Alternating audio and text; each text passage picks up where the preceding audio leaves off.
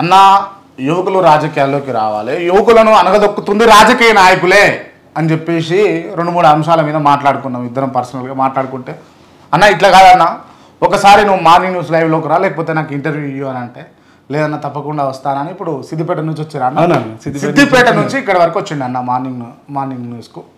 So అన్న మీరు ఏం చెప్పదలుచుకున్నారు, అసలు మీ భావోద్వేదం ఏంది, మీ బాధ ఏంది, మీ కష్టం ఏంది, మీరు యువతలో ఎటువంటి చేంజెస్ తీసుకురావాలనుకుంటున్నారు, మీ ఏమైందో ఒకసారి మా వీక్షకులకు చెప్పండి. ముందుగా అందరికీ నమస్కారం. కేఆర్ టీవీ ఛానల్ మిత్రుడు శ్రేయోభిలాషుడు క్రాంతిబాయికి శుభాకాంక్షలు. Thank you. ఎందుకంటే ఎన్నో కష్టాలు ఒడిదుడుకుల మధ్య అక్కడిక్కడ వ్యవస్థలో ఉద్యోగం చేసి ఎంతోమందిని ఆదర్శప్రాయంగా తీసుకొని ఇంటర్వ్యూ చేసి ఈరోజు ఒక స్టూడియోని స్థాపించుకొని మీ యొక్క ఆలోచనలు అన్నింటినీ ప్రజలలోకి తీసుకెళ్ళడానికి మీరు ప్రయత్నం చేస్తున్నందుకు నాకు చాలా సంతోషంగా ఉందన్న ఈరోజు. అయితే యాక్చువల్లీ మీరు చేస్తున్న పని చాలా మటుకు కొంతమంది మధ్యలోనే ఆపేస్తారు ఒడిదుడుకుల వల్ల. కానీ ఏ ఒడిదుడుకు వచ్చినా ధైర్యంగా మీరు ముందుకు పోతున్నారంటే మీ ధైర్యానికి ఫస్ట్ నేను యాక్సెప్ట్ చేస్తున్నాను అన్న. ఇంకొకటి ఏంటంటే యువత రాజకీయాల్లో ఎందుకు మింగుడు పడట్లేదు, యువతని ఎందుకు అవాయిడ్ చేస్తున్నారు? యువత ఎక్కడ పనికొస్తున్నాడు? జెండా మోసే కాడ పనికొస్తాడు, బ్యానర్ కట్టే కాడ పనికొస్తాడు, జేజేలు కొట్టే కాడ పనికొస్తాడు, ఇంకా కార్ కాడ ఉరకాలే మళ్ళా చెమటలు గారాలే, నీళ్ళకి దూపైతే కూడా ఏమన్నా అడుక్కోవాలి, అన్ని విధాలా సఫర్ అవుతున్నాడు. అసలు యువతను ఎందుకు అవాయిడ్ చేస్తున్నారు? అప్పటి మందమే వాడుకొని అన్ని పార్టీల దిశగా వాడుకొని వదిలేస్తున్నారు. ఇప్పుడు విలేజ్లో వార్డు మెంబర్ నుంచి ఉప సర్పంచ్ నుంచి సర్పంచ్ దాకా వాళ్ళ రాజకీయంలో చూసుకుంటే తల్లిదండ్రులు, వాళ్ళ రాజకీయ వ్యవస్థలో ఉన్న వాళ్ళ కొడుకులు, వాళ్ళ మనవాళ్ళు వాళ్ళే ఉంటున్నారు. మిగతా మధ్యతరగతి యువత ఎందుకు వాళ్ళకు పదవులు రావట్లేవు, వాళ్ళకెందుకు వాళ్ళని సపోర్ట్ చేయట్లేదు వీళ్ళు? అసలు ఏం జరుగుతుంది? 2 తెలుగు రాష్ట్రాల్లో పరిస్థితి ఉంది.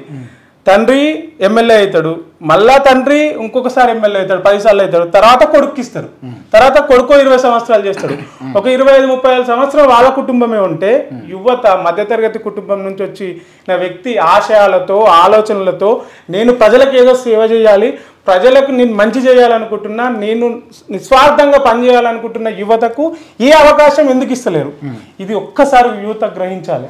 మనము పార్టీల కోసము ఎంతో కష్టపడి పొద్దున ప్రోగ్రామ్ ఇవ్వాల 5 గంటలకు ఉందంటే 4 గంటలకి లేచి రెడీ అయ్యి యుద్ధం సంసిద్ధంగా యుద్ధానికి పోరాడదాం, మనం వాళ్ళ పిలుపుకు మనం పోయి ఆర్నిషల్ కృషి చేద్దామని పోతాం, అన్నీ అయిపోతుంది. మళ్ళీ సాయంత్రం వరకల్లే ఆ కార్యక్రమం ముగిసిన తర్వాత తెల్లారి మనకి ఎవరు ఫోన్ చేయరు, అయిపోతుంది. ఇప్పుడు ఎలక్షన్ల వరకే ఇప్పుడు అందరు తిరుగుతున్నారు కదా పార్లమెంట్ ఎన్నికలలో, యువకులందరూ వీళ్ళని ఇప్పుడే తిప్పుకుంటారు.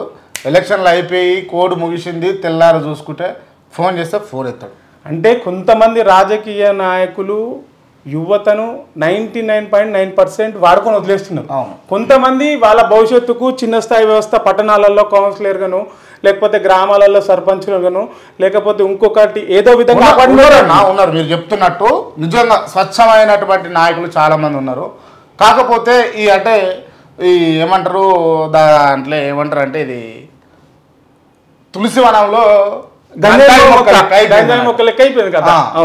అంటే తులసి వనంలో గంజాయి మొక్క అనొద్దు, గంజాయి వనంలో తులసి మొక్క లెక్క అయిపోయింది. ఇక చూస్తే అందరు అలానే కల్పిస్తారు. కాకపోతే నిజంగా అసలైన నాయకుడు చాలా మంది ఉన్నారు.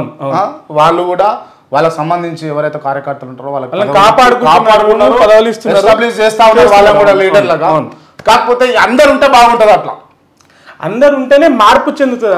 ఈ మన భారతదేశంలో 130 కోట్ల జనాభా అంటే అఫీషియల్ గా, అన్అఫీషియల్ గా ఎక్కువ ఉన్న ఈ భారతదేశంలో ఎంతమంది యువతకు ఎన్ని పదవులు వస్తున్నాయి? ఆ యువతను ఎవరు ఎంకరేజ్ చేస్తున్నారు? దేశ నాయకుడి నుంచి కింది గ్రామ సర్పంచ్ వార్డు మెంబర్ దాకా కూడా ఇప్పుడున్న పరిస్థితులలో 55 ఏళ్ళు 50 ఏళ్ళలో ఉంటున్నారు. 40 నుంచి 55 ఏళ్ళు ఎందుకు ఉండలేరు?